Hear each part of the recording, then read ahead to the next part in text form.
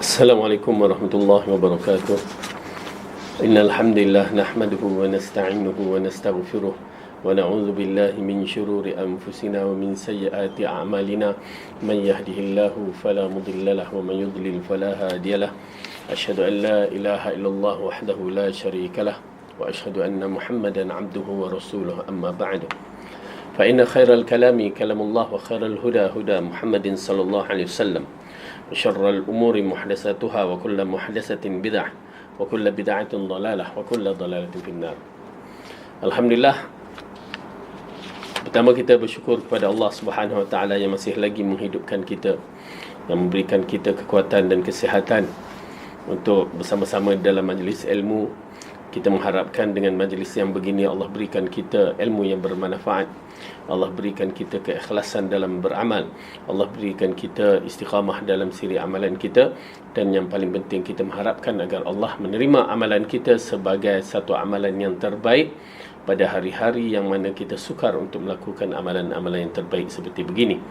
Jadi insya-Allah setelah lama kita bercuti, ya, panjang masya-Allah, ya, untuk berehat, untuk tenangkan jiwa, tenangkan otak kita, dan hari ini kita sambung balik pembelajaran kita yang masih lagi kita membicarakan dengan kitab, ya, yang dikarang oleh Ibnu Qayyim Al-Jauziyah, Tibbul Qulub, ya, Tibbul Qulub, untuk kita terus mencari keredaan Allah dan kita membersihkan diri kita dari gangguan-gangguan dunia dan seisinya, termasuk syaitan, termasuk hawa nafsu. Kita minta Allah berikan kita kekuatan. Kerana apa? Kerana musuh-musuh ini, mereka dijadikan Allah sebagai ujian untuk kita, untuk meninggikan martabat kita, untuk meningkatkan darajat kita di akhirat kelak. Maka oleh kerana itu kita memerlukan sedikit kekuatan untuk meneruskan kehidupan kita, meneruskan iman kita, menambahkan iman kita untuk berhadapan dengan musuh-musuh ini, supaya kita bertemu dengan Allah nanti dalam keadaan masya-Allah pahalanya berlimpah ruah. Maka di sini kita sambung balik pelajaran kita bagi mereka yang mempunyai kitab Tibbul Qulub ni, ya, muka surat 90. Dengan tajuk dia, tajuk kecil dia,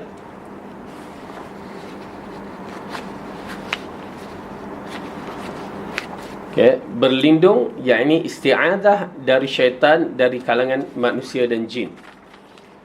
Berlindung ataupun isti'adzah dari syaitan dari kalangan manusia dan jin. Kita telah membicarakan tentang musuh-musuh Allah yang datang cuba mengganggu dalam siri amalan-amalan kita, ya, terutamanya dalam masalah akidah. Kemudian diikutilah dengan amalan-amalan yang lain, yang mana basic akidah itu amat penting untuk memastikan kedudukan seseorang itu di kalangan ahli syurga ataupun tidak. Oleh kerana itu, seperti mana yang kita telah terangkan bahawa setiap kita mesti jelas dalam masalah akidah, mesti terang dalam masalah akidah, supaya kita tidak terjebak dengan amalan yang paling jahat, amalan yang paling hina di sisi Allah, ialah syirik. Supaya tidak ada kita lakukan perkara-perkara yang bercanggah dari sudut akidah, beribadat kita, pengabdian kita kepada Allah Subhanahu Wa Taala. Maka nombor 5 ini, ya, nombor 5, berlindung isti'azah dari syaitan dari kalangan manusia dan jin. Okay, perbahasan ini kita dah kupaskan sedikit sebanyak tentang kalimah syaitan. Syaitan tetapi dikaitkan dengan manusia dan jin. Okay, kalau kebiasaan kita bila memahami syaitan itu hanya kepada jin, tetapi Allah menyebutkan di dalam surah An-Nas di kalangan jin dan manusia, was-was yang datang mengganggu manusia, ya, mengganggu kita dari kalangan jin dan manusia.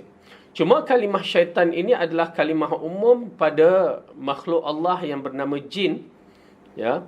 Kalimah syaitan adalah lafaz ataupun kalimah umum yang dikaitkan dengan jin yang jahat, jin yang tidak baik, semua dikategorikan syaitan. Okay? Supaya kita dapat membezakan antara iblis dan syaitan. Iblis adalah satu makhluk dari jin. Okay, dia merupakan ketua kepada syaitan-syaitan. Okay, dan kita tahu orang yang makhluk yang pertama sekali mengingkari Allah Ta'ala. Sebelum itu tidak ada siapa yang mengingkari Allah Ta'ala. As-sam'u wa ta'ah kepada Allah sahaja. Tidak pernah mempertikaikan keputusan Allah. Tetapi kemunculan iblis setelah diarahkan untuk sujud kepada Adam sebagai penghormatan, maka dia adalah makhluk yang pertama sekali mengingkari.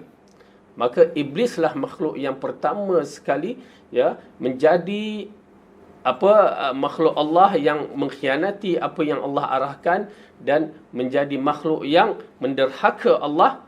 Lepas tu barulah diikuti dengan makhluk-makhluk yang lain di kalangan jin dan manusia. Maka kedudukan iblis kadang-kadang dia sebagai ketua, kadang-kadang kita dengar disebut dengan kalimah syaitan. Tapi kalau disebutkan kalimah iblis, maka itulah satu tu. Ya Allah telah berikan umur dia panjang sampai hari kematian ataupun hari yang telah ditetapkan. Maka dia merancang untuk menyesatkan anak Adam sehingga sampai bila-bila. Oleh kerana itu kita minta lindung kepada Allah Subhanahu Wa Taala daripada gangguan yang berbahaya ini. Kerana umur dia panjang. Kita mati, dia tak mati lagi. Kerana dikaitkan bahawa kematian dia adalah Allah tetapkan sampai bila, wallahu a'lam. Dia minta sampai hari kiamat. Tetapi ketetapan hanya milik Allah. Bayangkan beribu-ribu tahun umur dimiliki. Adam dah tak ada. Nabi Adam dah tak ada. Keturunan Adam, zuriat Adam yang pertama itu pun dah tak ada. Para Nabi pun dah habis, dah tak ada. Kecuali Nabi Isa yang akan turun di akhir zaman. Dan sekarang umat Muhammad yang terakhir ini pun, dah berapa ramai yang mati sampai pada hari kita ni. Dia masih hidup. Dia masih hidup. Menunjukkan betapa hebatnya dia, untuk merancangkan perancangan yang begitu dahsyat. Dan kita akan sampai dalam bab ini kerana apa? Kalau kita menyaksikan dalam hadis yang mana Rasulullah SAW mengarahkan kita memohon doa kepada Allah daripada gangguan iblis ataupun gangguan syaitan sampai hari kematian kita. Dia telah mengambil perjanjian bahawa dia akan menyerang anak Adam. Bila dia menyerang anak Adam dengan kalimah yang cukup dahsyat, dia akan datang dari kiri, datang dari kanan, datang dari belakang, semua arah dia akan datang. Dengan arti kata lain, dalam segala sudut dia akan masuk campur supaya amalan kita tertolak di sisi Allah. Itu je. Dan paling dia kehendaki supaya kita melakukan syirik, khurafat, bid'ah terhadap Allah Subhanahu Wa Taala. Maka baik, Allah berfirman dalam Al-Quran dalam surah Al-Mu'minun ayat 97-98, dalam buku ni. Firman Allah, A'udzu billahi minasyaitonir rajim. Wa qur rabbi a'udzu bika min hamazatis syayatin wa a'udzu bika rabbi an yahdurun. Dan katakanlah wahai Muhammad, wahai Tuhanku, aku berlindung kepada engkau dari bisikan-bisikan syaitan, dan aku berlindung kepada engkau, wahai Tuhanku, dari kedatangan mereka kepadaku. Okay. Al-hamazat, godaan atau bisikan merupakan bentuk jamak hamz ataupun lafaz at-tamr. Kurma yang bentuk jamaknya adalah tamarat. Tamarat asalnya mana al-hamz. Al-hamz adalah dorongan. Okey. Di mana bisikan-bisikan ini mendorongkan manusia kepada perkara yang jahat. Okay? Mendorongkan manusia daripada melupakan diri mereka itu kepada Allah. Hamazat. Itu dia, bisikan-bisikan dan dorongan-dorongan. Abu Ubaid berkata dari Al-Kisai tentang kalimah hamzatuhu, hamaztuhu, walamastuhu, walahaztuhu, wanahaztuhu, artinya adalah dafa'tuhu, iaitu apabila aku memberikan dorongan. Secara kenyataannya adalah mendorong dengan memukul, menikam yang merupakan dorongan khusus. Okey, kalimah hamazat itu dikaitkan bisikan supaya dibuat sesuatu. Maka hamazatus syaitan adalah dorongan rasa was-was kepada mereka dan menyesatkan hati. Ibnu Abbas dan Al-Hasan berkata hamazatus syaitan adalah bujukan dan rayuan. Menurut Mujahid, kalimah tersebut ditafsirkan dengan kata berikut, nafakh wa nafath, yang ditafsirkan dengan arti cekikan, iaitu semacam penyakit kerasukan yang menyerupai kegilaan. Okey. Berkaitan dengan bisikan-bisikan atau kalimah hamazat ini, ulama-ulama telah berbeza penafsiran. Namun yang kita dapat dalam bab ini, semua membawa kepada kecenderungan kejahatan. Okay? Jadi bila bawa kecenderungan kejahatan itu adalah datangnya dari syaitan. Kerana sifat seorang yang mukmin ini, dia adalah ketenangan, bukan cenderung kepada kejahatan. Cenderung orang mukmin ini kepada kebaikan. Tetapi bila datang cenderung kejahatan itu, ingat, itu adalah bisikan syaitan, maka minta lindung kepada Allah. Apa juga bisikan-bisikan yang kita nampak benda itu tidak baik, maka itu adalah bisikan dari syaitan. Baik, dilihat dari zahir hadis bahawa al-hamaz itu bukanlah bahagian nafakh ataupun nafas dikatakan. Dan ini pendapat yang paling jelas, sesungguhnya lafaz hamazatus syaitan apabila diletakkannya disendirikan, maka termasuk di dalamnya adalah semua akibat-akibat dari syaitan yang menimpa manusia. Bila dikaitkan dengan nafah wa nafas, maka menjadilah khusus seperti yang sudah disebutkan. Okey, baik. Jadi kalimah hamazat ini yang dibahaskan, dia berbentuk bisikan. Bukan seperti mana yang dikaulkan oleh Mujahid, an-nafas wa nafas. Jadi dia bentuk rasukan. Okey, rasukan satu perkara yang lain. Hamazat ini bisikan satu perkara yang lain. Ya, rasukan dia menghilangkan, seolah-olah menghilangkan akal bagi orang yang dikacau oleh syaitan, dirasuk. Tetapi hamazat ini dia berbentuk gangguan ataupun bisikan-bisikan, datang pemikiran jahat dia, pemikiran yang tak baik. Dia tak menghilangkan akal manusia, tapi dia mewaswaskan, dia membolak-balikkan. Baik. Allah berfirman, wa a'udzubika rabbi an yahdurun, dan aku berlindung kepada engkau wahai Tuhanku dari datang mereka kepadaku. Maksud datang mereka kepadaku ialah datang dengan membisik-bisiknya. Okey, kedatangan mereka terhadap urusan-urusanku. Sedangkan Al-Kalbi mengatakan kedatangan mereka ketika membaca Al-Quran. Ikramah berkata ketika sakratul maut, dan konteksnya Allah memerintahkan agar minta perlindungan, isti'azah dari dua bentuk keburukan syaitan, iaitu bisa menimpa mereka kerana godaan dan mendekatkannya syaitan. Baik. Dalam bab ini, apabila dikatakan wa a'udzubika rabbi an yahdurun, minta lindung kepada Allah wahai Tuhanku dari kedatangan mereka melalui bisikan-bisikan. Ingat ya, melalui bisikan. Kita kena faham elok-elok kedatangan syaitan dalam bentuk-bentuk yang begitu. Bukan macam fahaman Melayu kuno kita ataupun masyarakat kita dengan khurafat, kedatangan dia dalam bentuk apa ya orang kata, hantu, pocong, apa lagi. Ya, bukan. Itu cerita kartun. InsyaAllah dia tak akan datang. Ya, takkan datang dalam bentuk itu. Letakkan dalam minda kita, benda itu tak wujud dalam bentuk yang begitu. Okey. Kerana apa? Dia datang dalam bab ini dalam bentuk bisikan-bisikan. Bisikan-bisikan. Itu je dia datang. Bisikan semua dalam bentuk bisikan yang jahat, bukan bisikan yang baik. Okey. Kemudian yang menarik sekali apabila Ikramah berkata ketika sakratul maut, di mana kita mengetahui bahawa perjanjian yang dahsyat dia telah mengambil daripada Allah. Dia akan ganggu anak Adam. Dia tidak akan benarkan anak Adam ini beriman kepada Allah dengan sebaik-baiknya. Maka bermulanya lahir anak Adam, yang Rasulullah mengatakan dicucukkan sehingga bayi itu menangis, ya, pada hari awal kelahiran sehingga hari kematian kita dia akan datang. Waktu dahsyat. Gangguan yang begitu dahsyat. Mungkin di waktu baby itu yang dikaitkan hanya Isa dengan Maryam sahaja yang tak kena, tetapi yang lain daripada itu kena. Ya, baby itu dikacaunya sehingga menangis. Okey. Kemudian waktu dia dalam membesar itu dibisikkan kepada mak bapak nak mencorakkan anak itu kepada Yahudi, Nasrani ataupun Majusi. Asalnya kanak-kanak itu dilahirkan di atas fitrah, ya. Tetapi mak bapak itu yang akan mengubahkannya. Bisikan syaitan itulah yang mengubahkan. Anak tu tak erti apa-apa, tetapi mak bapak itulah yang membisik, yang dibisik oleh syaitan untuk mengubahkan anaknya menjadi Yahudi, Nasrani, Majusi ataupun ala fitrah, ala Islam. Okey. Kemudian sampailah dia dah baligh, maka baligh itu tanggungjawab dia. Syaitan membisik sehingga kita tahu kesudahannya pada hari kematiannya. Walaupun terdapat satu hadis yang dhaif berkaitan dengan syaitan itu datang dalam bentuk mak dan ayah kita dan memujuk kita, ya, itu dikaitkan dengan riwayatnya bermasalah. Namun kita menyaksikan dalam hadis yang Rasulullah sallallahu alaihi wasallam mengarahkan kita berdoa kepada Allah.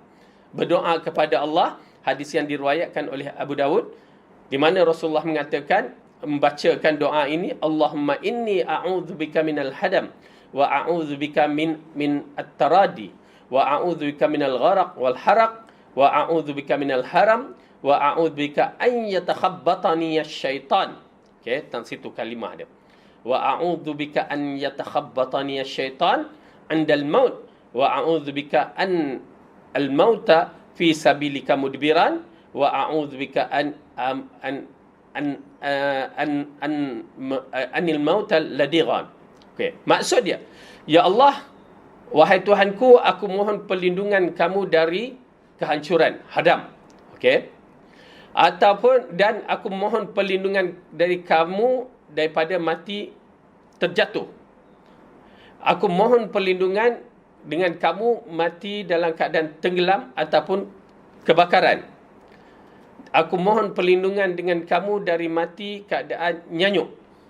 Aku mohon perlindungan dengan kamu dari kedatangan syaitan indal maut. Ini dia. Yang mengisyaratkan syaitan akan datang waktu kita nak mati. Okay. Dan aku mohon perlindungan dengan kamu mati daripada di atas jihad fi sabilillah tetapi lari daripada peperangan. Dan aku mohon perlindungan kamu dari mati kena ladiran, kena patuk ataupun kena sengat. Jadi hadis ini mengisyaratkan bahawa syaitan akan datang. Memang dia akan datang kemuncak hari kematian, dia akan datang. Okay? Dia akan datang pada yang dikatakan sakratul maut itu ataupun alam nazak itu, dia mempunyai kelainan sedikit. Alam nazak itu kita akan menyaksikan syaitan ini datang.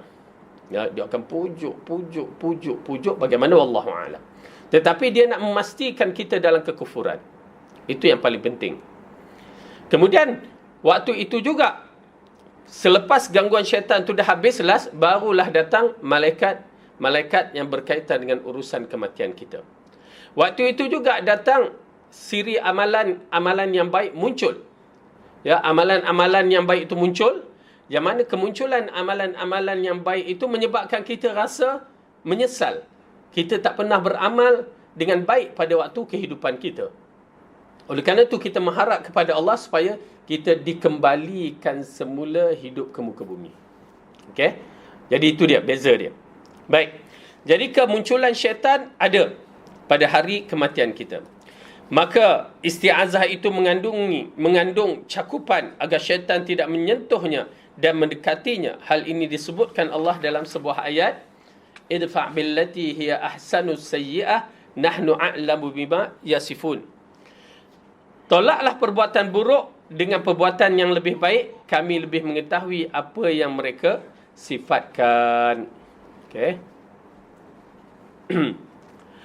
Allah telah memerintah agar berjaga-jaga dari kejelekan syaitan dari golongan manusia dengan jalan menahan kejahatan mereka dengan cara yang baik. Juga agar berjaga dari kejelekan syaitan dari golongan jin dengan beristi'azah dari mereka. Di antaranya terdapat dalam firman Allah, khudhil af wa'mur bil 'urf wa'rid 'anil jahilin. Jadilah engkau pemaaf dan suruhlah orang yang mengerjakan yang ma'ruf serta berpaling kepada orang-orang yang bodoh. Baik.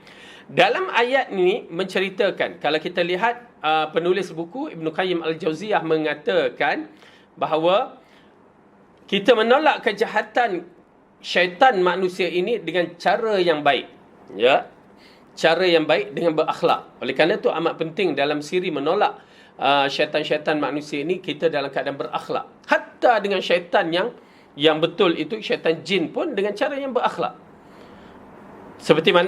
Seperti mana yang dikatakan oleh Rasulullah sallallahu alaihi wasallam. Pada satu hari Rasulullah menyaksikan, boleh kita rujuk dalam tafsir Ibn Kathir dalam surah ayat isti'adzah, qul a'udzu birabbil falaq dan qul a'udzu birabbin nas.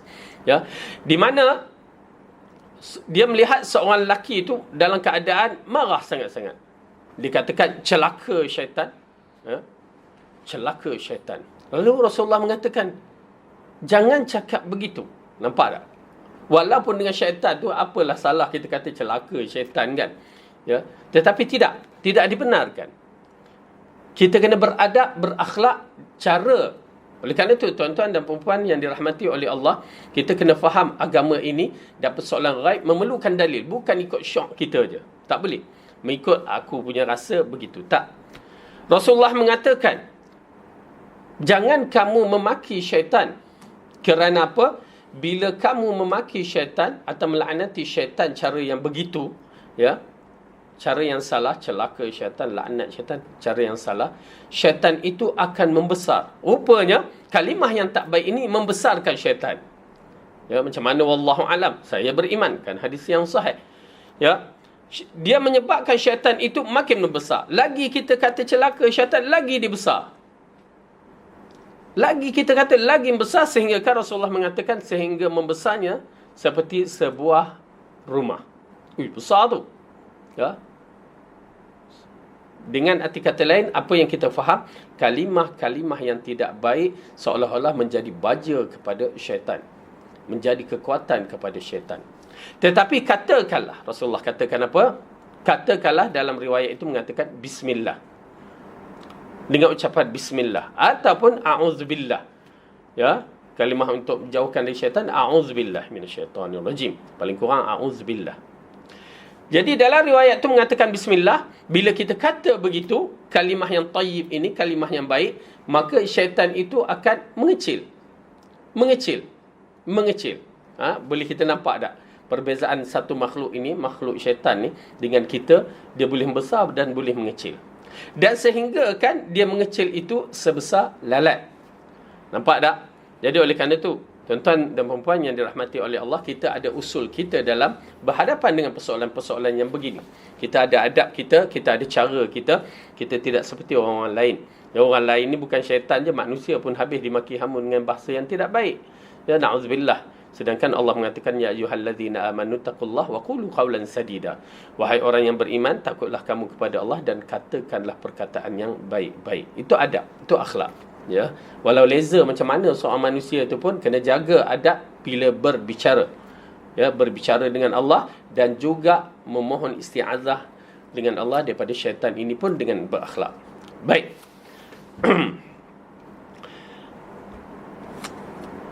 Ayat ini di atas menunjukkan, yakni khudhil afwa wa'mur bil 'urf wa'rid 'anil jahilin. Ayat ini menunjukkan bahawa Allah telah memerintahkan untuk menolak kejahatan orang-orang yang bodoh dengan cara berpaling dari mereka. Sedangkan terhadap kejelekan syaitan diperintahkan untuk beristi'azah. Okey. Dalam dua gabungan ayat tu, ya, Ibn Qayyim Al-Jauziyah mengatakan cara kita yang memahami agama dengan cara yang baik, orang yang memahami Al-Quran dan As-Sunnah, tolak orang-orang yang jahil ini, dikatakan golongan yang jahil ataupun golongan yang bodoh ini, dengan cara berpaling dari mereka. Oleh kerana itu, dalam bab-bab yang begini dengan manusia, kita ada kaedah-kaedah dia. Tak payahlah kita suka nak berdebat. Satu nasihat, jangan kita ni sikit-sikit nak berdebat, sikit-sikit nak berdebat. Ya, tak guna. Kenapa? Berdebat, bab kata qaul Imam Syafi'i, berdebat dengan orang gila, kita jadi gila. Ya, berdebat dengan orang bodoh, kita jadi bodoh. Ya, subhanallah, saya teringat waktu saya bekerja di Mekah dulu, persoalan-persoalan, walaupun dia tu orang Arab, tapi kalau dah tak belajar, memang dia takkan faham juga. Satu persoalan kita bagi kan, terus dia kutuknya kita, la ilaha illallah. Sedangkan hadis tu hadis sahih, kita pun malah nak melayan. Ya, jadi oleh kerana itu, kita menyaksikan dalam bab-bab ini, jangan berdebat dengan orang-orang yang jahil. Jangan berdebat. Kenapa? Bila kita berdebat dengan orang jahil, maka kita serupa dengan dia. Kalau kita berdebat dengan orang gila, kita pun jadi gila. Oleh kerana itu, elakkan. Okay. Adapun dengan syaitan, kita tak perlu berdebat. Jangan nak berdebat dengan syaitan. Macam mana nak berdebat dengan syaitan? Kita tak nampak dia. Kita bercakap, kita marah dia, kita apa semua. Orang kata kita gila. Maka yang paling baik berdebat dengan syaitan ini dengan isti'azah. Minta lindung kepada Allah. Allahumma inni a'udzubika minasyaitan. A'udzubillahi minasyaitonirrajim. Okey.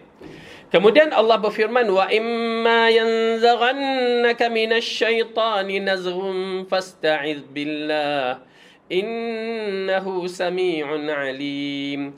Dan jika kamu ditimpa godaan syaitan, maka berlindunglah kepada Allah. Sesungguhnya Allah Maha mendengar lagi Maha mengetahui. Nampak? Allah mengatakan jika kamu ditimpa godaan syaitan, maka berlindung kepada Allah. Isti'azah. Ya, auzubillahi minasyaitanir rajim. Mana-mana juga bisikan syaitan yang tak baik, cepat berlindung. Kadang-kadang syaitan itu menyuruh kita mengumpat orang. Cepat berlindung Allah. A'udzubillahi minasyaitanir rajim. Kadang-kadang syaitan bisikkan kita buat perkara yang ialah nak menyakiti orang dengan cara tak disedari. Minta perlindungan. Itu semua gangguan-gangguan syaitan.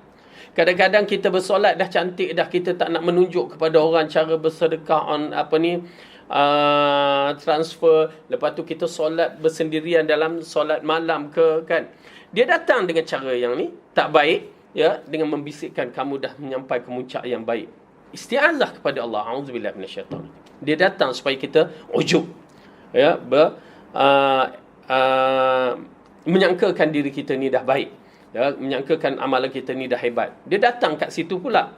Oleh kerana itu dalam siri amalan soleh kita, dia akan berlaku sama ada riak ataupun ujub.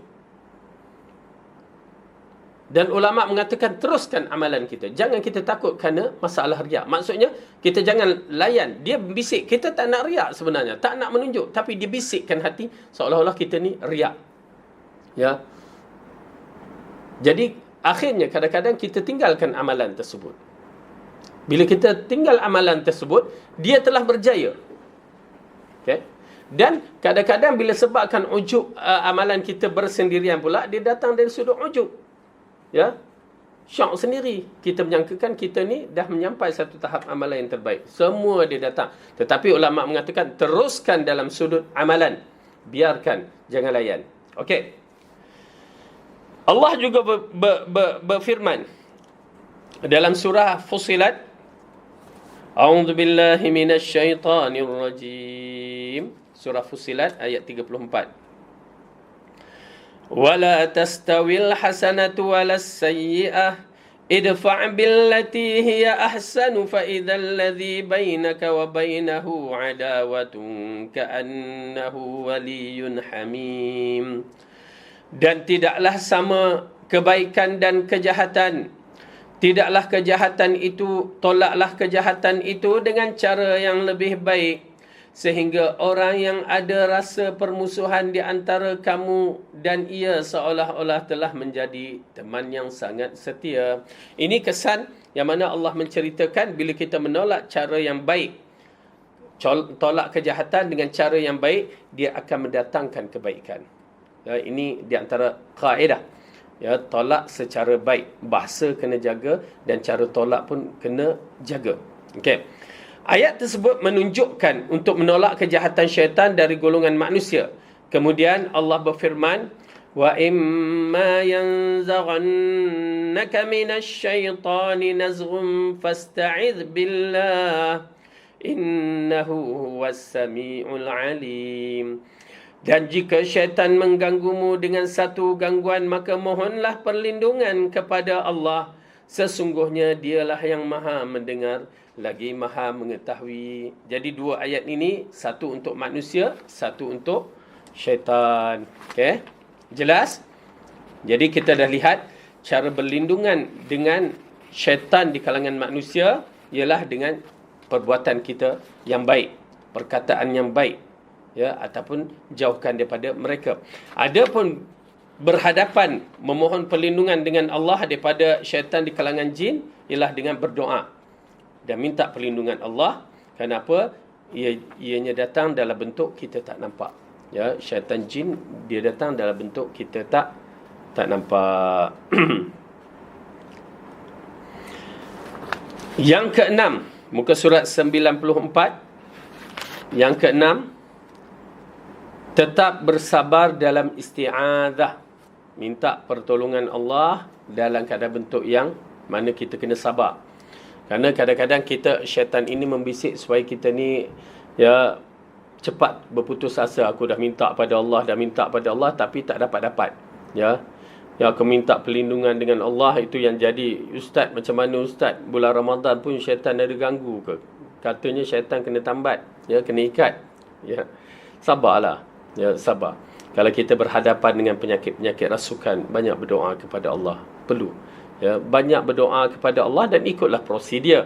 cara SOP dia nak berhadapan dengan syaitan-syaitan ni macam mana. Ini masalah kita, bila kita nak berhadapan dengan syaitan, kita tak mengikut prosedur yang ditetapkan. Kita tak ikut, suruh ditinggal amalan-amalan tertentu, kita tak lakukan. Suruh buat amalan tertentu, kita malah nak buat. Saya ada, misalan contoh, saya ada penyakit kencing manis. Okey, doktor kata makan ubat, kita dah makan, jangan makan gula. Itu yang tak tahan ustaz, kan? Gula tak manis lah. Macam mana nak sihat? Kita langgar. Begitu juga dalam bab gangguan-gangguan syaitan, maka banyak benda yang perlu kita lihat. Kalau seorang itu kalau kena kanser, lihat bagaimana dia akan bersungguh-sungguh untuk menjaga dirinya, kerana dia tahu kanser boleh membawa kepada maut. Syaitan boleh membawa kepada maut jiwa kita, yang mana bertaraf kematian kita sebelum kita mati, ataupun diri kita ni nampak dia hidup tapi iman kita dah tak ada, dah mati. Okey, nauzubillah min zalik. Baik, jadi yang nombor 6, tetap bersabar dalam isti'adzah. Al-Quran telah memberi petunjuk cara menangkal dua musuh atau berhadapan dengan dua musuh manusia dengan cara yang sangat mudah, iaitu dengan isti'adzah dan berpaling dengan menjauhkan diri dari orang yang bodoh terhadap kebenaran. Juga dengan cara menolak keburukan mereka dengan kebaikan. Tolak keburukan mereka dengan cara kebaikan. Ini di antara mahalud dakwah. Kita tahu bagaimana Rasulullah sallallahu alaihi wasallam berhadapan dengan kafir Quraisy di Mekah dalam keadaan yang begini pada zaman dia berada di Mekah sebelum hijrah. Adapun dah hijrah, itu cara-cara lain ditambahkan. Al-Quran telah memberitahukan kepada kita tentang besarnya bahagian dan keberuntungan bagi orang-orang yang mengikut petunjuk di atas, iaitu terhindar dari kejahatan musuh dan berbaliknya musuh menjadi sahabat, mendapat cinta, kasih dan sanjung masyarakat, terkendalikan hawa nafsu, terbebasnya hati dari sifat dengki dan dendam, terciptanya rasa aman orang masyarakat, bahkan musuhnya bersamanya. Semua ini belum termasuk kemuliaan indahnya pahala dan redha Allah untuknya. Ini adalah puncak keberuntungan baik di dunia maupun di akhirat. Jadi Al-Quran telah memberikan petunjuk untuk berhadapan dengan semua perkara tersebut, yang mana dia akan menjadikan terbalik. Dia akan terbalik. Kalau betul ikutkan kaedah yang telah ditetapkan oleh Al-Quran ataupun oleh Allah dan Rasul, maka kita boleh berhadapan dengan syaitan di kalangan manusia dan syaitan di kalangan jin. Syaitan di kalangan manusia akan terbalik. Terbalik bagaimana? Paling kurang dia tidak akan menentang kita. Dia tahu kita ni betul lah, tapi dia tak mau. Kita ada kategori dalam musuh dakwah ini, ataupun orang yang tidak menerima dakwah kita, dakwah dalam menyampaikan risalah yang benar ini. Ada beberapa kategori yang perlu kita faham. Seperti mana Rasulullah menyampaikan dakwah di Mekah, ada beberapa kategori. Kategori yang pertama, menentang habis-habisan. Ini jahat. Tetapi dalam menentang habis-habisan itu pun Allah mengarahkan Rasulullah berakhlak. Bukan pergi dia tumbuk, aku tumbuk, tak. Hatta waktu Nabi Musa alaihissalam dan Nabi Harun, yang mana Allah mengutuskan kepada Fir'aun. Tidak ada satu makhluk yang sejahat-jahat Fir'aun di muka bumi ini seperti Fir'aun, kerana telah mengisytiharkan dirinya Tuhan yang maha tinggi. Ana rabbukumul a'la. Tapi Allah mengarahkan kepada Musa dan Harun, apa dia? Wa qulu qawlan layyinan. Katakan perkataan yang lembut. Oleh kerana itu, wahai para pendakwah, terutamanya orang yang mengikut Al-Quran dan As-Sunnah, kita kena berjaga-jaga dari sudut akhlak, terutamanya waktu berbicara. Bukan semua perkara, pertama, bila berbicara, semua persoalan perlu dijawab, satu. Dan kedua, bila kita nak menjawab, kenalah dengan keadaan berakhlak. Kerana apa? Tujuan kita untuk menyampaikan risalah Allah. Kerana golongan yang pertama, dia akan menyerang, menentang. Itu berbahaya. Dan kita nak turunkan tentangan mereka itu. Paling kurang mereka menyaksikan kebenaran, mereka mengakui dan mereka tidak mengacau kita. Itu pula golongan yang kedua, mereka itu tahu benda itu betul tetapi syaitan, akhirnya tetapi mereka tidak mengganggu kita. Lantak kamulah, buatlah. Okey. Kemudian golongan yang ketiga pula, paling kurang dia tak menentang, dia membantu sedikit sebanyak. Dia tahu kebenaran di situ, bagus. Orang yang begitu, insya-Allah biasanya Allah akan bagi petunjuk. Ya, maka di situ kita melihat orang yang menentang ataupun tidak setuju kepada kita, begitu kedudukannya. Tetapi kita kena jaga akhlak kita. Kerana kita berhadapan dengan masalah risalah dakwah kita ditentang oleh masyarakat, ialah disebabkan kita tidak mengikut apa yang telah ditetapkan oleh Allah dan Rasul. Dan bahasa kita dibenci disebabkan cara bahasa kita, akhlak kita. Ya, maka berhati-hatilah tuan-tuan dan puan-puan, bersabarlah dalam siri dakwah. Oleh kerana itu tetap bersabar dalam isti'azah. Ya, mudah-mudahan Allah bagi petunjuk kepada mereka-mereka semua di kalangan orang beriman. Baik. Ketika hal ini tidak dapat diraihkan melainkan bagi orang yang bersabar, Allah berfirman, "Wa ma yulaqaha illa alladzina sabaru." Sifat-sifat yang baik itu tidak dianugerahkan melainkan kepada orang-orang yang bersabar. Okey. Jadi sifat yang terbaik memang kalau kita melihat balik Al-Quran, bila disebutkan sabar, ada kebaikan selepas itu. Oleh kerana itu sabar memerlukan pendidikan. Bila berlaku sabar, ya, bila berlaku je peristiwa, maka kita lihat, ya, tindakan kita bersabar ataupun tidak. Kalau pom kata kena berlaku waktu tu, kita membebel aja kerja kita. Dah memang jenis kita lahir agaknya untuk membebel, maka kita membebel, ngongik, lepas tu sabar je lah. Tak jadi. Ya, dia tak boleh. Dia kena pak kata jadi, terus bersabar. Tahan mulut tu, tahan apa dalam hati, walaupun nak bercakap, tahan. Sabar, astagfirullah, istirja' kepada Allah. Kan? Itu semua disebutkan dalam Al-Quran dalam surah Baqarah. Kita akan diberikan ujian dengan berbagai-bagai. Baik. Sedangkan orang yang mudah marah dan ceroboh, sesungguhnya tidak akan bisa bersabar dalam menghadapi hal tersebut. Nampak tak? Orang yang mudah marah. Alhamdulillah bagi mereka yang tak mudah marah. Bukan tak marah langsung, tak mudah marah. Ya, itu merupakan nikmat. Bagi mereka yang mudah marah, itu sebagai ujian yang mana kalau dia mampu untuk bersabar, lagi cantik. Besar pahala tu. Ya. Bagi orang yang tak reti marah pula, macam mana dia tak reti marah? Kita pun confused. Tak apa, baik. Tetapi jangan melihat kemungkaran, dia tak reti nak marah juga. Lantak kamu lah, dia kata kan. Tak boleh. Terutamanya kemungkaran yang berlaku di kalangan, ya, keluarga dia ataupun ahli keluarga dia. Maka di situ dia kena jaga. Dia kena ada perasaan marah kerana Allah. Sayang kerana Allah, marah kerana Allah. Manakala marah merupakan kenderaan bagi syaitan, sehingga nafsu yang mudah marah bersama syaitan bekerjasama untuk mengalahkan nafsu yang tenang. Okey. Yang selalu mengajak hati menolak keburukan dengan kebaikan, maka Allah memerintahkan untuk menolong nafsu mutmainnah melalui isti'adzah, sehingga menjadi kuat dan mampu melawan nafsu yang pemarah. Kemudian datanglah pertolongan sabar bersama iman, tawakal, sehingga kekuasaan syaitan bisa diruntuhkan. Okey. Kemarahan itu dikatakan sebagai kenderaan syaitan. Ya, cepat marah. Oleh kerana itu seorang lelaki datang bertemu dengan Rasulullah, dia mengatakan, "Ya Rasulullah, awsani." Wahai Rasulullah, wasiatkan kepada aku, nasihat kepadaku. Lalu Rasulullah mengucapkan, "La taghdab." Jangan cepat marah. Dia bertanya lagi. Rasulullah kata, "La taghdab." Ya, kita tahu bahawa Rasulullah apabila dia mewasiat, dia tahu kedudukan orang tu. Kerana cepat marah, dia kata, "La taghdab, la taghdab." 3 kali, 4 kali, miraran. Ya, berkali-kali. Jadi menunjukkan kepada kita bahawa marah tanpa sebab ataupun melampaui batas itu adalah jalan syaitan. Kerana apa? Kita dah belajar tentang nafsu yang ada beberapa kategori. Di antara nafsu lawamah, nafsu ammarah, ya. Lepas tu nafsu mutmainnah. Yang mana kita tahu bahawa nafsul mutmainnah ini tidak menyeru melainkan kepada kebaikan. Jiwa kita cenderung kepada kebaikan. Tetapi nafsu yang mengarahkan kepada kejahatan ini yang berbahaya. Bila kita dah mula marah, syaitan pun guna kemarahan kita dan kita hilang pertimbangan. Maka hilang pertimbangan, maka berlakulah kejahatan yang kita tidak mahu. Ya, maka dia datang berbagai-bagai bentuk, akhirnya nafsul mutmainnah, nafsu yang kebaikan ini, ketenangan ini akan kalah.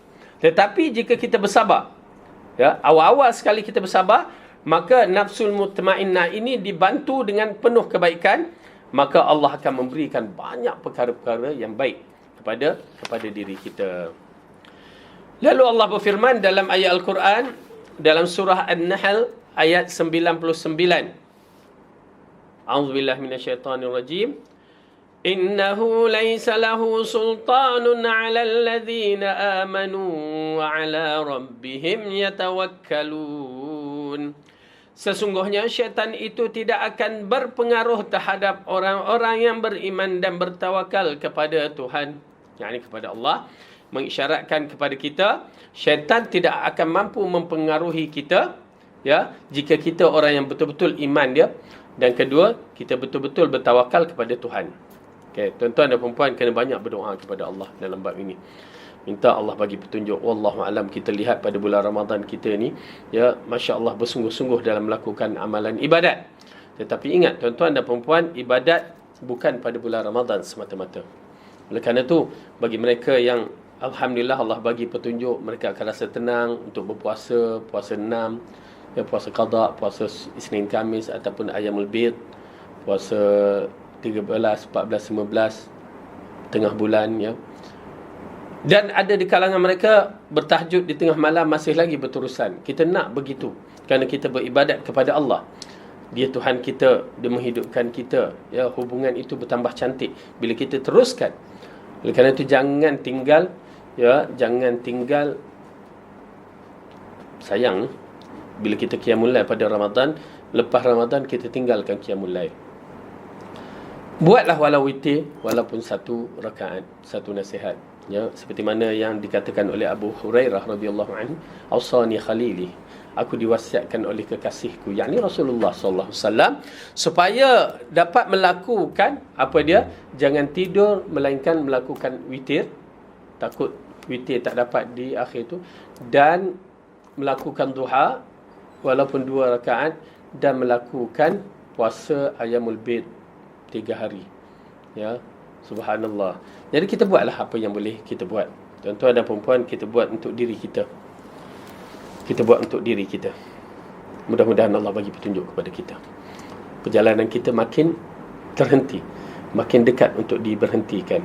Maka jangan biarkan diri kita langsung tidak ada amalan yang terbaik. Buatlah, istiqamahlah. Mujahid, Ikramah dan para mufassir berpendapat bahawa makna dari tidak akan terpengaruh adalah tidak mempunyai hujah. Ya, maksudnya Allah akan pelihara kita lah. Penafsiran yang benar adalah sesungguhnya syaitan tidak memiliki cara jalan untuk menguasai orang-orang yang beriman dan bertawakal kepada Allah, baik dari segi hujah maupun dari segi kemampuan. Syaitan akan terhenti di mana-mana jalan yang dia boleh nampak manusia ini boleh disesatkan, dia akan terhenti. Walaupun pada kita pegang gadget-gadget tu, buka Facebook, walaupun fitnah datang dalam bab tu, kita tak ikut. Walaupun apa juga cerita-cerita, kita tak layan. WhatsApp datang pun kita tak layan. Ya, syaitan datang dalam bentuk yang begitu sekarang ni.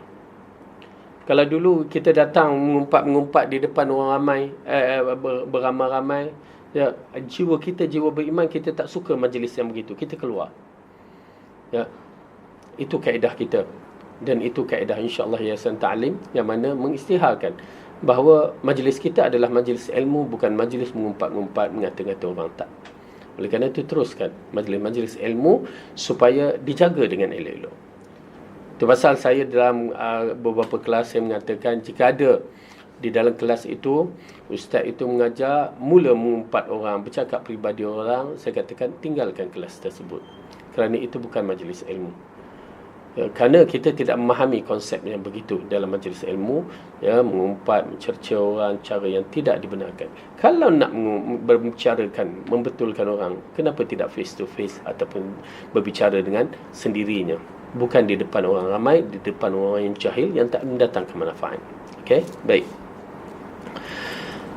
Kemampuan di sini meliputi apa yang disebut kekuasaan sultan, namun hujah bisa dikatakan sebagai kekuasaan kerana oleh pemiliknya dijadikan sarana untuk berkuasa, yakni kekuasaan yang gangguan-gangguan atau penolong-penolong untuk menyesatkan kita, dia tidak ada hujah, tidak ada kemampuan. Bagi orang yang beriman dan orang yang banyak menyerah kepada Allah mendapat perlindungan daripada gangguan ini. Allah telah memberitahukan bahawa syaitan tidak memiliki kekuasaan terhadap hamba Allah yang tulus dan bertawakal kepadanya. Ya, subhanallah. Tuan-tuan dan puan-puan, ajib ya.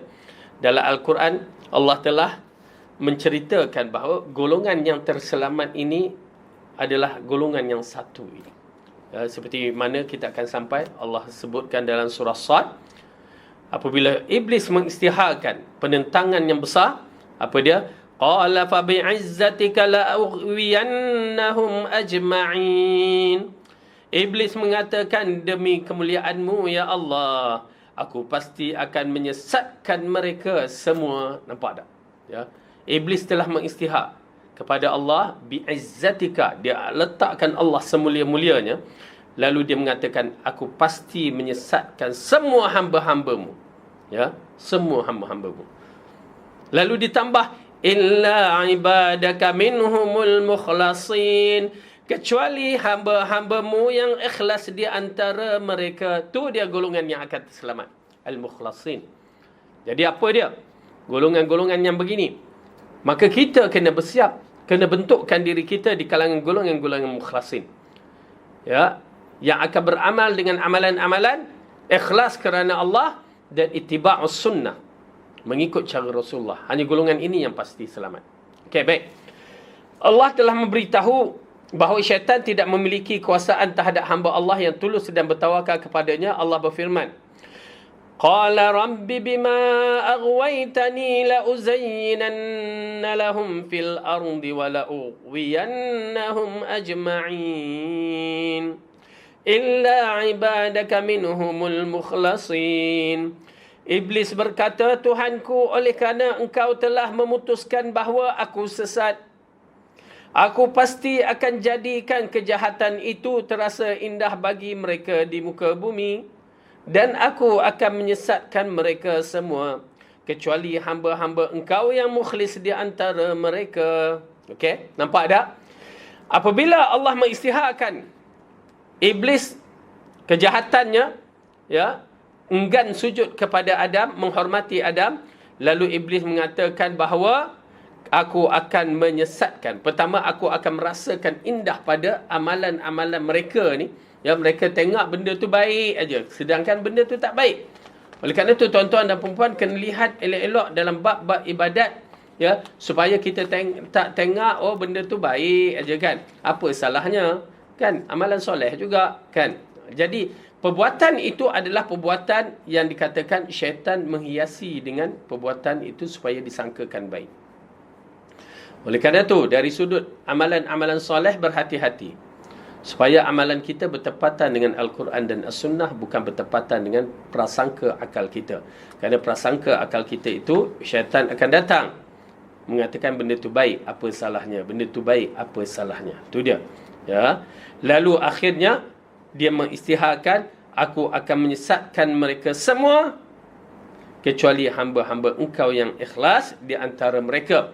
Ya, yang dikaitkan dengan hamba-hamba yang melakukan amalan soleh, maksudnya melakukan amalan dengan ilmu, yakni dengan ikhlas tanpa syirik, dan kedua dengan mengikut Rasulullah sallallahu alaihi wasallam. Lalu Allah berfirman, Qala hadha siratun alayya mustaqim inna ibadi laysa laka alaihim sultanun illa man ittaba'aka minal ghawin. Allah berfirman, ini adalah jalan yang lurus menuju kepadaku. Sesungguhnya kamu iblis tidak akan mempunyai kekuasaan atas hamba-hambaku kecuali mereka yang mengikutimu, iaitu orang-orang yang sesat. Okey, dengan arti kata lain, Allah telah memberikan keputusan bahawa orang yang beriman dia tidak akan tersesat. Orang yang tak baik dia yang tersesat. Jadi minta lindung kepada Allah. Tuan-tuan dan puan-puan, minta petunjuk kepada Allah supaya kita ini sentiasa dalam keadaan yang selamat dari tipu daya syaitan ini.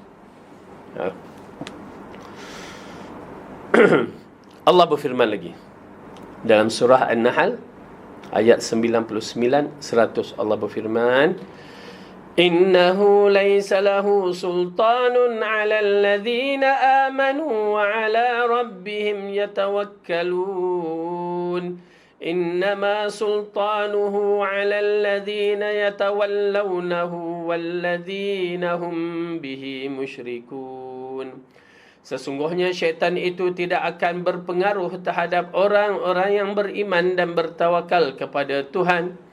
Pengaruhnya hanyalah terhadap orang yang menjadikannya pemimpin dan terhadap orang yang mempersekutukannya dengan Allah. Itu dia.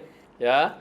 Pengaruhnya, dia tidak mampu untuk mempengaruhi orang yang beriman dan orang yang mempunyai kekuatan tawakal kepada Allah. Kena berlatih tu. Ya, macam mana kita nak jadi orang yang beriman dengan baik dan orang yang kuat tawakal kita kepada Allah. Ya. InsyaAllah dengan cara menuntut ilmu kita akan jumpa segala-galanya.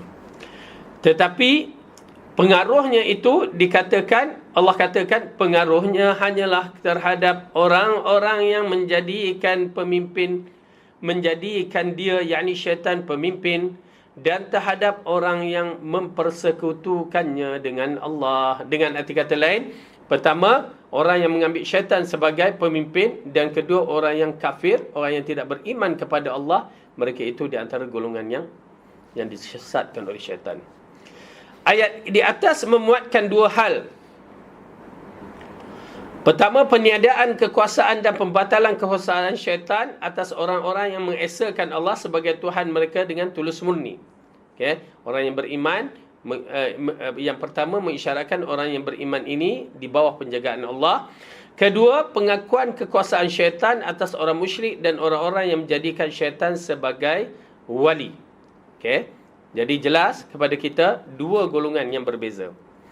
Ketika syaitan mengetahui bahawa Allah tidak memberikan kekuasaannya pada orang yang mengesakannya dengan tulus murni, syaitan bersumpah dengan firman Allah, ya, yang kita bacakan tadi. Iblis menjawab, demi kemuliaanmu, saya pasti akan menyesatkan mereka semua kecuali hamba-hambamu yang ikhlas di antara mereka. Ya, dia dapat menyesatkan orang yang selain daripada orang yang ikhlas. Syaitan sebagai musuh Allah mengetahui bahawa ia tidak mampu untuk menjerat dan menyesatkan orang yang berpegang teguh kepada Allah dengan ikhlas dan bertawakal kepadanya. Kekuasaannya hanya bagi orang yang menjadikan sebagai wali dan bersikap syirik kepada Allah.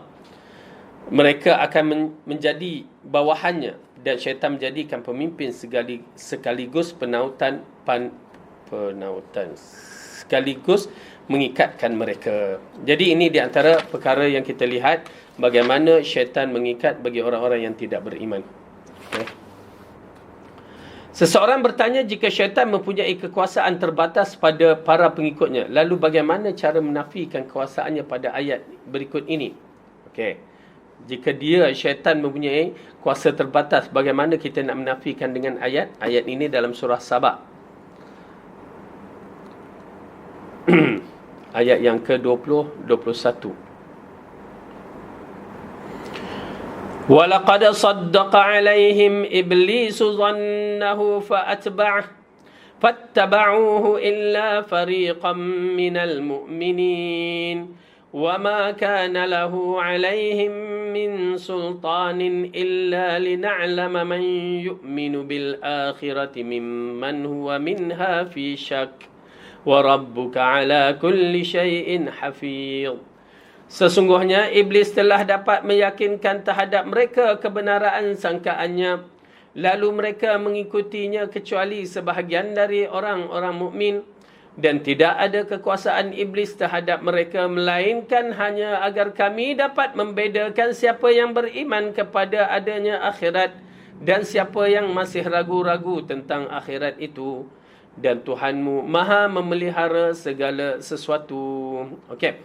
Jadi iblis datang. Tuan-tuan dan perempuan, iblis akan datang dalam banyak sudut. Oleh kerana tu dia bila datang banyak sudut tu, sampai ke muncak umat Islam dia jadi tidak stabil. Ya, tidak stabil. Macamlah kita hadapi bisikan-bisikan sekarang ni, sampai pemerintahan jadi tak stabil kan. Itu semua bisikan yang datang mengganggu dalam siri politik kita. Begitu juga dalam bisikan-bisikan begini yang disebutkan dalam Al-Quran, apabila di antara bisikan yang datang, seperti dalam kisah peperangan Talut dengan Jalut. Ya, peperangan Talut dengan Jalut, sampai tahap orang Islam, orang yang di kalangan Bani Israel itu dia satu berkurang. Dah berhadapan dengan tentera Talut tu, ya, tentera Talut dengan Jalut itu, tentera Talut dalam keadaan sedikit, datang bisikan gangguan, sehingga mereka katakan la taqata lana al-yawma bi Jalut wa bi junuri wa junuri. Kita tak mampu untuk berhadapan dengan tentera-tentera Jalut. Bisikan sampai tahap yang begitu. Tetapi muncul orang yang beriman. Ya, nampak tak? Muncul orang yang beriman, ya, mengatakan Allah telah menjanjikan kita. Kita ada Allah, maka kita akan selamat. Begitu juga dalam kisah apabila Qarun membawa harta-hartanya ditunjukkan kepada orang-orang masyarakat Bani Israel. Berapa ramai golongan-golongan tersebut agak cenderung kepada Qarun dengan punya cara, dengan kekayaan. Nampak tak? Syaitan kacau. Tapi muncul orang yang beriman, orang yang soleh, dia yang mengatakan itu hanya perhiasan dunia. Nampak tak tuan-tuan dan puan-puan bagaimana? Ya, di saat-saat begitu muncul orang yang beriman. Oleh kerana itu kedudukan orang yang berilmu, orang yang beriman ni lain. Dia adalah memberikan kata nasihat yang cukup cantik. Begitu juga waktu Nabi Musa untuk berhadapan dengan golongan Jabbarin yang dikatakan masuk ke dalam kota. Mereka asalnya tak nak, tetapi golongan beriman muncul. Masuklah dalam kota. Bila masuk je kamu akan menang. Belum berlawan, masuk je kamu akan menang. Ya, mereka tak nak. Tapi muncul golongan-golongan. Oleh kerana itu kita kena jadi golongan-golongan yang begini. Ya, yang mendatangkan. Jangan jadi orang awam biasa, tetapi datang berikan pandangan yang baik. Biasanya kita akan selamat. Ya? Jadi dalam ayat ini berkaitan, ya, syaitan hanya mampu dalam membisikkan begitu, tetapi kita yang membuat pilihan. Okey, ala kulli hal kita tinggalkan dalam bab itu.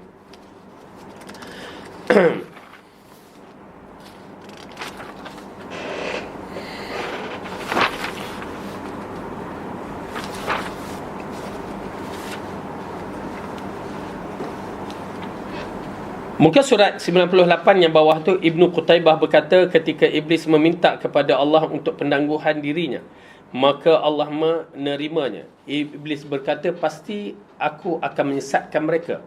Aku akan suruh mereka mengubah ciptaan Allah, dan aku akan mengambil bahagian tertentu dari hamba-hambamu. Ketika Iblis mengucapkan ini, tidaklah benar-benar yakin, ianya berprasangka saja. Namun ketika manusia menjadi mengikuti dan taat kepada manusia, Iblis telah mendapat meyakinkan terhadap mereka kebenaran sangkaannya. Allah berfirman, tidaklah kami memberikan kekuasaan kepada syaitan, melainkan agar kami dapat membedakan siapa yang beriman dan siapa yang ragu-ragu. Maksudnya Allah mengetahui mereka sesungguhnya nyata melakukannya, sehingga benarlah firman Allah dan akan ada pembalasannya. Baik, dalam ayat ini berkaitan bagaimana Iblis hanya merancang, ya, dia memberikan pandangan, tetapi manusia yang akan mempraktikalkan. Ya, subhanallah, ya, ajib. Dahsyat perancangan Iblis kerana nak memastikan anak Adam ini dimasukkan ke dalam neraka. Lalu dia buat satu perancangan yang cukup dahsyat. Perancangan yang mana dia sendiri tak pernah, ya, buat, tetapi anak Adam telah melampaui perbuatan itu. Misalan, di antaranya syirik kepada Allah. Iblis dia tidak syirik kepada Allah. Kita takkan nampak dia syirik kepada Allah. Dan dia pun tak pernah mengaku dirinya Tuhan. Tetapi dia boleh lakukan kepada anak Adam, sehingga anak Adam, ya, mensyirikkan Allah dan ada yang mengaku dirinya Tuhan. Na'udzubillah min zalik. Nampak tak? Oleh kerana itu tuan-tuan dan puan-puan, ya, ajib. Allah jadikan syaitan ini sebagai ujian kepada kita. Kadang-kadang orang bertanya, kenapa Allah jadikannya? Kalau tak ada Iblis kan bagus, tak ada syaitan kan bagus, ya. Tak ada paksa SPM kan bagus, tak ada STP, tak ada test tu, test itu ini kan bagus. Nampak tak? Bila kita nak buat begitu perbezaannya, maka kita akan menyaksikan perbezaan di dunia. Orang nak dapat jawatan pangkat yang tinggi mesti ada, kena ikut prosedur dia, mesti ada. Kalau waktu dulu MCA, LCE, lepas tu SPM, ya, STPM, naik pula diploma, naik pula degree, ya, master, sampai PhD. Berarti bila dah sampai ke muncak, orang tu di antara best dalam bidang tersebut. Bagi kita orang yang beriman pun begitu. Allah jadikan ujian-ujian, hawa nafsu sebagai ujian, syaitan sebagai ujian, ketaatan sebagai ujian. Ya, itu semua ujian, kesenangan, kesusahan, sihat, sakit, semua itu sebagai ujian. Kerana apa? Untuk meningkatkan, untuk menentukan kedudukan kita, mampu ke tidak ataupun terbaik ke tidak.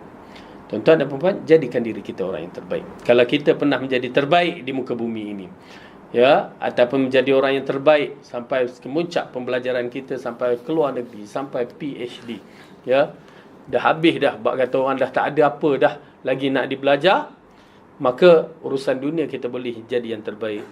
Jangan urusan akhirat tidak boleh, kerana dia adalah agama, nyawa kita. Kenapa kita tidak jadikan yang terbaik? Ya, itu sebagai ujian, maka ujian-ujian itu kita tempuhilah. Mudah-mudahan bila kita tempuhi dengan cara yang terbaik, maka kita termasuk di kalangan orang yang terbaik. Amin. Dari sini kita simpulkan bahawa kekuasaan syaitan hanya pada orang-orang yang tidak beriman dan ragu-ragunya pada hari akhirat. Mereka adalah orang yang menjadi wali pada syaitan dan yang mensekutukan Allah, sehingga syaitan menguasai mereka, dan ayat ini sesuai dengan dan tidak bertentangan dengan ayat-ayat yang lain. Lalu pertanyaan lagi, apa tanggapanmu tentang pernyataan syaitan terhadap ahli neraka? Tidak ada kekuasaan bagiku terhadapmu, melainkan sekadar aku menyeru kamu, lalu kamu mematuhi seruanku. Di atas surah Ibrahim ayat 22, di atas merupakan pernyataan syaitan yang dikhabarkan oleh Allah. Allah mengakui dan tidak mengingkari perkhabaran syaitan tersebut. Maka jawapannya, ini adalah pertanyaan yang bagus. Kekuasaan yang dinafikan pada konteks ayat ini adalah hujah dan burhan, iaitu tidak ada hujah dan burhan bagiku yang aku guna terhadapmu. Seperti ucapan Ibnu Abbas, tidak ada hujah bagiku yang aku gunakan terhadapmu. Maksudnya tidak nampak hujah bagiku terhadapmu, melainkan sekadar aku menyeru kamu, lalu kamu mematuhi seruanku. Siapa suruh? Ya, maksudnya kamu membenarkan pernyataanku dan mengikuti tanpa adanya hujah dan bukti. Ya. Jadi dalam ayat surah Ibrahim ayat yang ke-22 ini mengisyaratkan bagaimana iblis melepaskan hujah dia, yakni dia tidak bertanggungjawab terhadap apa yang menimpa kepada kita. Jahat iblis ni. Dia ajak, lepas tu kita yang disalahkan balik. Kerana apa? Kita ikut dia, siapa suruh maksudnya. Aku hanya bercakap. Ya, aku hanya menceritakan. Ini kes-kes yang kita boleh fahami, ya.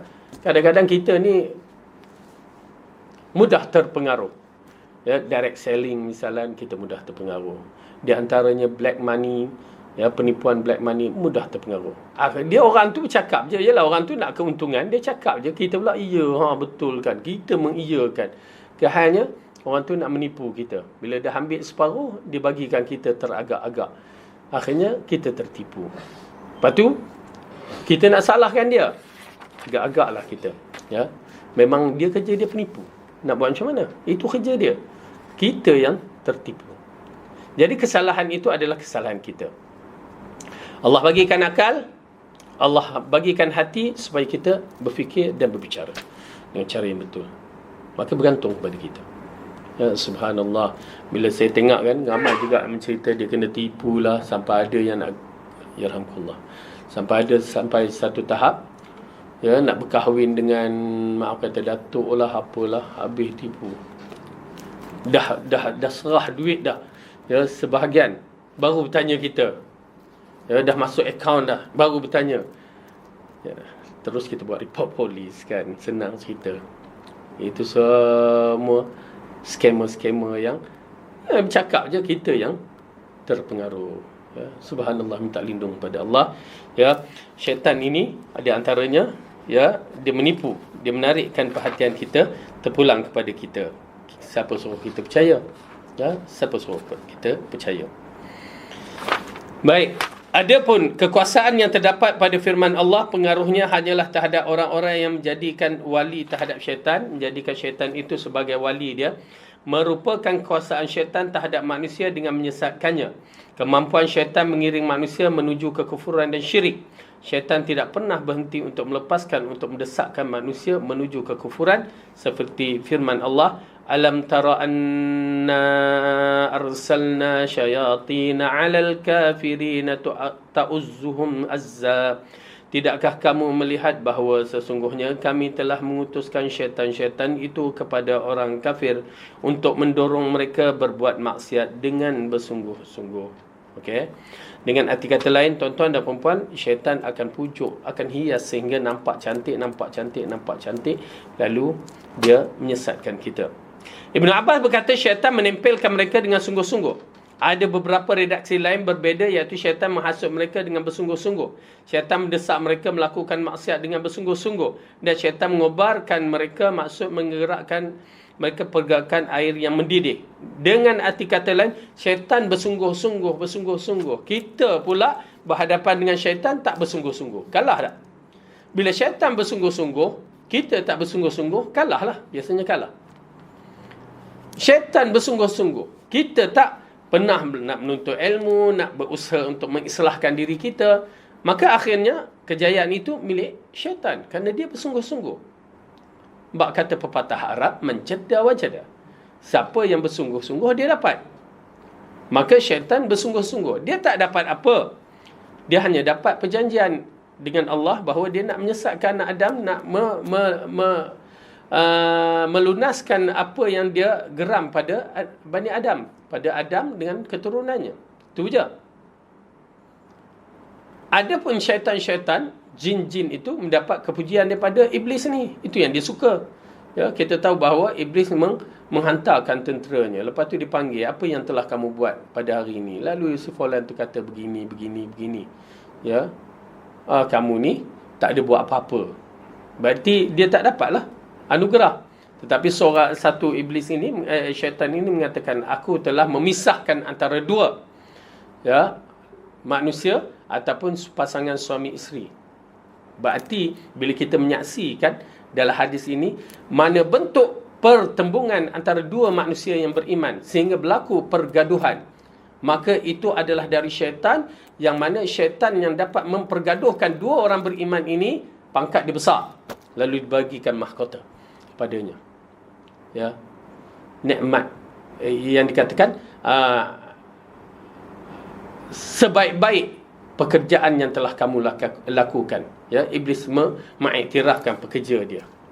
Jadi kalau kita menyaksikan semua pergaduhan orang Islam pada hari ini, termasuklah orang politik, ya, merupakan kejayaan syaitan.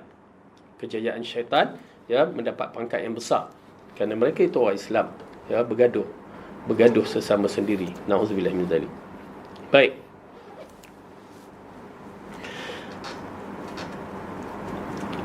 Al-Akhfasi berkata syaitan membuat mereka menyala-nyala, yakni bersemangat untuk melakukan kejahatan. Hakikat lafaz azzu mempunyai arti menggerakkan dan memprovokasi. Dikatakan mendesis ketika air direbus dalam kendi, kerana air bergerak-gerak ketika mendidih. Dalam hadis dikatakan sesungguhnya dalam dada Rasulullah terdengar suara mendesis bagai suara mendidih periuk kerana beliau sedang menangis. Ya, Rasulullah SAW kalau solat, kita tahu Rasulullah dia akan menangis. Pada ayat-ayat tertentu dia menangis, dan tangisan dia dalam bentuk yang begitulah. Okey.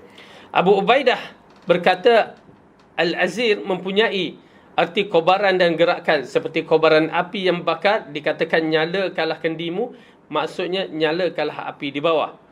Bisa disimpulkan bahawa lafaz azzu mempunyai dua arti. Pertama menggerakkan, yang kedua menyala dan mengobarkan. Keduanya berdekatan makna sehingga dimaksudkan adalah menggerakkan yang khusus dan menyalakan dalam kabaran. Okey, berkaitan dengan ayat dalam surah Maryam tadi, ya, ta'uzzuhum azza. Maksudnya dia menyemangatkan, memarakkan supaya mereka ini sentiasa melakukan maksiat.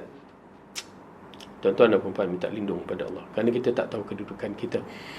Minta lindung kepada Allah supaya Allah memberikan petunjuk kepada kita supaya kita tidak melakukan maksiat, ya, tidak mengikut gerak langkah syaitan ini. Ya, tuan-tuan dan puan-puan, jangan biarkan diri kita melakukan maksiat lagi. Cukup. Ya, kalau dah tersilap, sudah. Tapi banyakkan kita melakukan taubat. Terutamanya bagi mereka yang telah melepasi 50 tahun ke atas ni, banyak kan. Dah banyak, kena berfikir banyaklah perjalanan kita ni. Dah jauh dah. Kerana usia yang Rasulullah tetap berapa? 60 ke 70. Kebanyakan umat aku, mereka dimatikan dalam usia 60 ke 70. 50. Bukan tak ada yang mati, ada. Tapi tak tahu siapa. Tapi maksudnya kita dah menuju ke expired date, yang mana bila-bila sahajalah Allah akan cabut nyawa kita. Berhati-hati. Jadi semua di atas adalah kekuasaan syaitan kepada orang yang menjadikan wali dan ahli syirik. Kekuasaan ini tidak perlu hujah dan bukti. Mereka langsung menerima seruan syaitan tanpa adanya hujah dan bukti, kerana sesuai dengan keinginan dan tujuan mereka. Mereka lah orang yang membantu merosak diri mereka dan menempatkan musuh mereka untuk menguasai mereka dengan mengikuti syaitan. Ketika mereka memberi kekuasaan kepadanya dan menyerahkan diri sebagai tawanan syaitan, maka azab ditimpa kepada mereka. Minta lindung kepada Allah. Kerana apa? Kerana kalau sampai hari tua kita disesatkan, sampai hari tua kita masih lagi tidak kenal agama Allah, tak kenal Allah dengan sebaik-baiknya, tuan-tuan, berat. Dah nak tua, dah nak mati, kita tak tahu macam mana kita nak mempersembahkan diri kepada Allah. Berat. Dah tua, dah nak mati, kita masih lagi tak tahu cara beruduk, cara Rasulullah. Berat. Macam mana tu agak-agaknya? Kita nak bertemu dengan Allah tapi persiapan tak ada. Cara kita nak bertemu dengan, waktu mula-mula kita nak bekerja dengan majikan, siap dengan fail, sijil itu, sijil ini, pengalaman, biodata kita, semua siap dengan pakaian kemas. Kita ada cara. Tiba-tiba kita nak bertemu dengan pencipta kita, bertemu dengan Allah, tak siap apa pun. Cara adab nak bertemu dengan Allah pun kita tak tahu, berwuduk tak tahu, solat pun tak tahu, cara Rasulullah. Kan berat. Kemudian kita minta, ya Allah, masukkanlah aku syurga Firdaus. Tuan-tuan dan perempuan, macam mana ya? Kalau taklah dia sebabkan rahmat Allah. Teruk kita. Ikut balik arahan Allah. Baca kitab-kitab hadis. Tengok balik apa yang Allah katakan. Tengok balik apa yang Rasulullah katakan. Jadikan diri kita ini golongan yang ingin merindui untuk bertemu dengan Allah. Yang bukan dilafazkan oleh bibir lidah kita, tetapi dilafazkan melalui hati kita dan perbuatan kita. Jiwa kita, iman kita. Itu cara dia. Jangan biarkan sampai hari tua kita melakukan dosa. Sampai hari penutup kematian kita dalam keadaan berdosa. Jangan. Minta petunjuk kepada Allah. Minta petunjuk kepada Allah. Allah takkan sia-siakan kita. Minta Allah sabatkan, tetapkan iman kita. Minta Allah berikan kekuatan kepada kita. Kita ni kena selesaikan. Lepas tu kita tengok suami kita ataupun isteri kita. Kita tengok anak-anak kita. Tuan-tuan dan perempuan, letih kita nak menjawab depan Allah. Kalau taklah diri kita ini mengadu awal-awal lagi, sebelum kematian kita, sebelum kita meninggalkan alam ini, minta mengadu kepada Allah supaya Allah ampunkan kesilapan-kesilapan kita. Kita telah melakukan start usia kita baligh.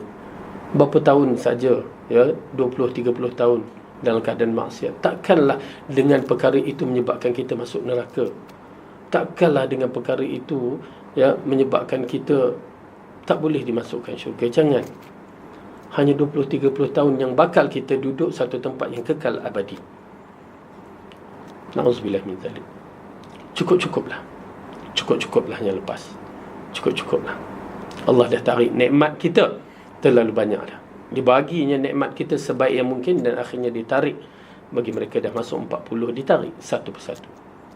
Bermulanya daripada putihnya uban kita. Bermulanya daripada kekuatan-kekuatan kita. Kaki kita ni dah tak kuat. Tapi insya-Allah, ya, di Yayasan Taklim ni kita lihat orang tua pula, orang yang dah berumur kuat lagi, ya, untuk datang kelas. Sedangkan kelas ni tingkat 1 tu, nak naik tangga.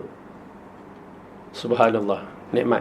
Sampai ada satu bangunan sahabat-sahabat kita, disebabkan kelas tu tingkat 1, ya, 1, 2, tingkat 2, ya, orang yang datang tu makcik-makcik, Ya, sampai-sampai tu merangkak. Ya Allah, macam merangkak dah nak masuk kelas tu. Dah merangkak, lepas tu mengahnya. Itu saja dah berapa minit. Ya, tapi mereka datang kelas.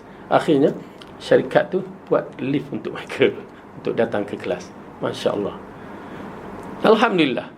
Ada hikmah yang Allah berikan kepada kita. Kenapa kita dilewatkan kematian? Ada hikmah Allah berikan kita panjang umur sampai pada hari ini, ialah supaya kita melihat balik tentang dosa-dosa kita. Ada hikmah Allah panjangkan umur kita dalam keadaan kita dah mula beruban. Dah mula kita lenguh-lenguh, sakit-sakit badan. Dah mula kencing manisnya, darah tingginya, sakit jantungnya muncul. Ada hikmah yang terkandung yang mana Allah berikan supaya kita diberikan petunjuk. Supaya kita dapat mengikut petunjuk Allah. Maka tuan-tuan dan perempuan, cari petunjuk ini. Cari petunjuk ini. Dan minta Allah berikan petunjuk supaya kita terselamat di dunia dan akhirat. Okay, kita sambung sikit lagi. Kita habiskan ni. Oleh kerana itu telah jelas makna firman Allah, وَلَنْ يَجْعَلَ اللَّهُ لِلْكَافِرِينَ عَلَى الْمُؤْمِنِينَ سَبِيلًا. Dan sekali-kali Allah tidak akan memberi jalan kepada orang kafir untuk mengalahkan orang yang beriman. Okey. Dengan arti kata lain, syaitan yang kafir tidak mampu untuk mengalahkan orang yang beriman. Melihat secara umum dalam tekstual ayat di atas menjelaskan bahawa maksiat dan penyimpangan yang berlawanan dengan keimanan yang dilakukan oleh orang-orang yang beriman seperti yang biasa dilakukan oleh orang-orang kafir adalah sebagai akibat dari perbuatan mereka sendiri yang telah memberi jalan kepada syaitan, sehingga syaitan mendapatkan jalan menguasai mereka sesuai penyimpangan yang dilakukan mereka, seperti mana yang dialami kaum muslimin dalam perang Uhud, iaitu mereka yang memberi jalan terhadap syaitan dengan bermaksiat, dengan mengabaikan petunjuk Rasulullah SAW. Jadi Ibn Qayyim Al-Jauziyah menceritakan sedikit bagaimana pengalaman dalam perang Uhud. Syaitan telah menghiasi mereka dalam bentuk yang tak disangka. Hanya bentuk melanggar arahan Rasulullah. Apa dia melanggar arahan Rasulullah? Rasulullah kata jangan turun bagi pemanah-pemanah yang berada di Bukit Ruman. Jangan turun sampai diarahkan. Tetapi mereka turun. Nampak tak? Langgar arahan Rasulullah, bala akan datang. Begitu juga kita, jangan langgar arahan Rasulullah, bala akan datang. Maha suci Allah. Tidaklah Allah memberikan kuasaan kepada syaitan atas hambanya kecuali untuk memberi jalan kepada syaitan dengan mengikutinya dan mensekutukan Allah. Sehingga Allah memberikan kuasaan kepada syaitan untuk mencekeramkan manusia. Barang siapa yang menemukan kebaikan, maka memujilah kepada Allah. Dan barang siapa tidak menemui kebaikan, maka jangan mencela kecuali pada dirinya sendiri. Tuan-tuan dan perempuan, Alhamdulillah Allah berikan kita petunjuk untuk mendengar majlis ilmu dan mendirikan solat apa semua. Puji Allah, bersyukur kepada Allah. Bukan kekuatan kita. Dengan rahmat dia kita mampu untuk melakukan. Bersyukur. Okay. Mengesakan Allah, tawakal dan ikhlas akan mencegah kekuasaan syaitan. Okay. Mengesakan Allah, tawakal dan ikhlas akan mencegah kekuasaan syaitan. Perbuatan syirik dan macam-macamnya menjadikan jalan syaitan menguasai manusia. Segala sesuatu merupakan kepastian Allah. Kesempitan merupakan kuasaannya. Dan kepadanya pula semuanya itu kembali. Dialah pemilik hujjah yang tidak terbantahkan. Jika Allah menghendaki, tentu dia jadikan manusia umat yang bersatu. Namun Allah mempunyai kehendak yang lain atas kuasa, pujian dan kebijaksanaannya. Jadi dengan arti kata lain, Allah buat apa yang dikehendaki, maka kita hanya mengikut arahan Allah. Lalu Allah berfirman dalam ayat ini, falillahil hamdu rabbis samawati wa rabbil ardi rabbil alamin. Walahul kibriya'u fis samawati wal ardi wa huwal azizul hakim. Segala puji hanya bagi Allah, Tuhan pemilik langit dan bumi, Tuhan seluruh alam. Hanya baginya segala keagungan di langit dan bumi, dan dialah maha perkasa lagi maha bijaksana. Maka kita menyaksikan bahawa Allah lah segala-galanya, tempat kita memohon keampunan dan tempat kita mengharapkan apa yang telah dijanjikan syurga, dan kepadanya lah kita bertawakal. Dan mudah-mudahan tuan-tuan dan perempuan, dengan adanya majlis yang begini, Allah berikan kita kebaikan yang terlalu tinggi dan memberikan syurga seperti mana yang dijanjikan. Okey, cukup sampai di sini dahulu. Ya baik, itu datang daripada Allah, salah silap daripada saya sendiri. Aqulu qawli hadha wa astaghfirullah li wa... Ya? Sorry? 9.45. Okey. Oh, ada lagi 10 minit. Okey. Ada apa-apa soalan yang nak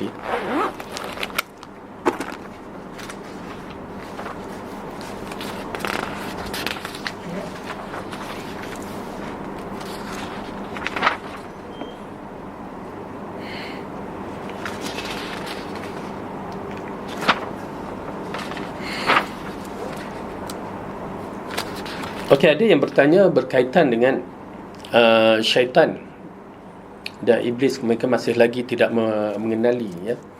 Okey.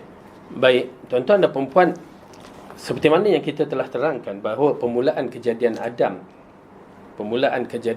dan waktu kejadian iblis sampai naik ke atas langit, dia dah bercampur dengan cerita-cerita Israeliat. Namun begitu, kita mengatakan bahawa iblis adalah satu makhluk yang istimewa pada satu ketika dan tidak ada kekufuran berlaku sebelum itu. Ya. Iblis yang menduduki sampai dengan para malaikat kedudukannya, ya, tidak dimiliki oleh makhluk lain. Tak ada siapa yang memiliki, tetapi iblis memiliki kedudukan yang tinggi sampai tahap macam malaikat. Namun begitu, tuan-tuan dan puan-puan, subhanallah, minta lindung kepada Allah, terutamanya para ustaz, para masyayikh, para ulama. Jangan kita tertipu dengan bisikan syaitan. Kita menyangkakan diri kita banyak ilmu, ya, diri kita ni banyak, ialah alim, ada ilmu, lalu kita merasakan kita ni hebat. Jangan sampai kita menyangkakan orang lain tu ialah teruk. Jangan.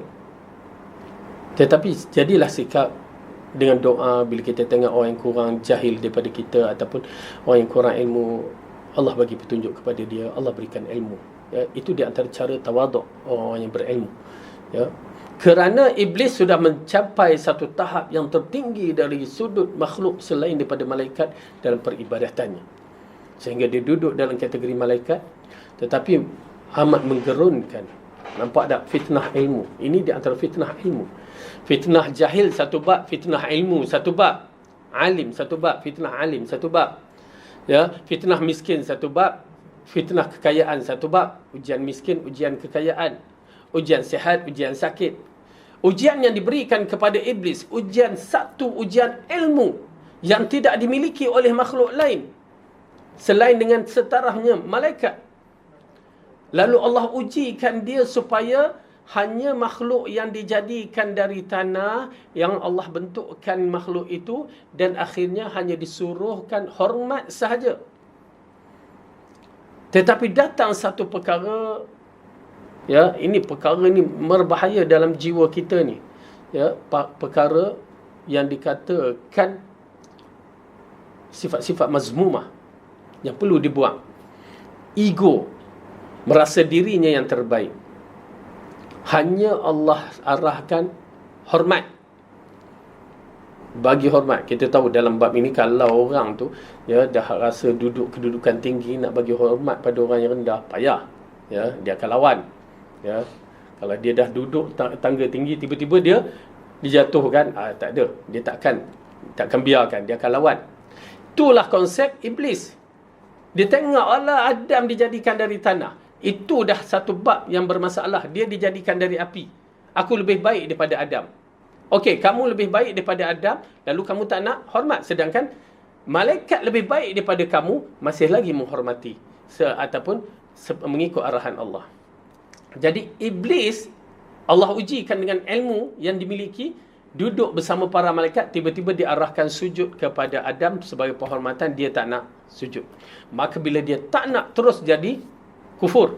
Perbuatan yang paling jahat, penderhaka yang pertama dalam dunia ini. Okey, itu iblis. Ya, dia tu satu. Walaupun bahasan ada kata berbagai, tapi kita tahu melalui penafsiran Al-Quran, ianya adalah makhluk yang satu, iblis. Yang ramai-ramai itu syaitan. Ya, jin-jin yang mana mengikut iblis. Kalau jin kafir dah confirm dipanggil syaitan. Jin Islam yang jahat-jahat, jin Islam yang buat maksiat, itu dikategorikan syaitan juga. Okay? Jin-jin Islam yang jahat, maka dikategorikan syaitan juga. Jin Islam yang baik, maka dikategori jin soleh. Okey. Begitu juga manusia yang baik dikategorikan manusia soleh. Tapi yang jahat, lo'la, walaupun dia Islam, ya, lo'la pula apa dia? Buat benda-benda yang tak baik, buat benda fasik, maka dia dikategorikan syaitan. Istilah syaitan kepada manusia. Okay? Jadi itu dia, di antara perbezaan iblis dan kalimah syaitan. Dan kadang-kadang kalimah syaitan ini digunakan juga kepada iblis. Kalau kita tengok ayat Al-Quran, pasal nak menceritakan dia di antara jin yang jahat. Okey? Wallahu a'lam bissawab. Ada apa soalan ni? Baik, kalau tak ada apa-apa yang baik itu datang daripada Allah, salah silap daripada saya sendiri, dan kita minta perlindungan Allah dari kelemahan diri kita. Aqulu qawli hadza wa astaghfirullah li wa lakum. Assalamualaikum warahmatullahi wabarakatuh.